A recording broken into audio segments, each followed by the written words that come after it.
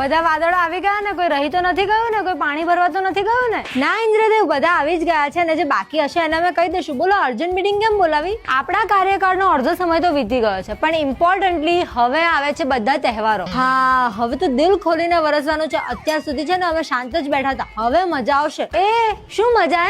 બધા તહેવારોમાં નથી વરસવાનું. કઈ ગાળો કોઈ તમને નહીં આપે, મને આપશે. ક્યારેય સાંભળ્યું વાદળોને કોઈએ ગાળો આપી? ગાળો કોને પડે? મેઘરાજાને. એટલે છે ને ક્યારેક ક્યારેક વરસવાનું, પરચો આપી દેવાનો કે ભાઈ વી ડુ એક્ઝિસ્ટ. ઠીક છે? હા ઇન્દ્રદેવ, તમારી વાત બરાબર છે. ને મેઘરાજા ગણપતિના 10 દિવસમાં કહ્યું તો ખરી કે ક્યારેક ક્યારેક વરસવાનું. મારે છે ને ઉપરથી દેવોનું પ્રેશર આવે એટલે અમારે સ્વર્ગમાં હળી મળીને રહેવાનું હોય, એટલે કહ્યું ને એટલું જ કરજો. વગર કામના દોડડાયા નહીં થતા, નહીતર મારે મહાદેવને જવાબ આપવો પડશે. ઓકે ઓકે ઓકે મેઘરાજા, સમજી ગયા. એટલે જો આડે ધડ વરસવાની ના પાડી છે તમને, પણ ગરજવાનું તો ખરું જ. ગરજવાની તમને છૂટ છે, તમે તમારે જેટલું ગરજવું એટલું કરજો. હા ને મેઘરાજા, આ નવરાત્રીનું શું કરવાનું છે? એક કામ કરીએ, ગુજરાતમાં છે ને 3-4 દિવસ, ખાલી 3-4 દિવસ છે ને ગરબા શરૂ થવાના હોય ને એની અડધો 1 કલાક પહેલા પડી જઈએ તો. અરે તમે આ ગુજરાતીઓને નથી જાણતા, છત્રી લઈને ને રેનકોટ પહેરીને ગરબા રમશે એટલે વરસવાનો કોઈ ફાયદો નહીં થાય. છતાં તમને બહુ ઈચ્છા થાય વરસવાની તો વરસી જવાનું. પણ મેઘરાજા, ગીતો એવા વાગતા હોય ને કે વાદળડી વરસી રે સરોવર છલી વળ્યા, તો અમને વરસવાનું મન ના થાય. અને પેલું ગીત છે ને કાળી વાદળડી તું ને, તો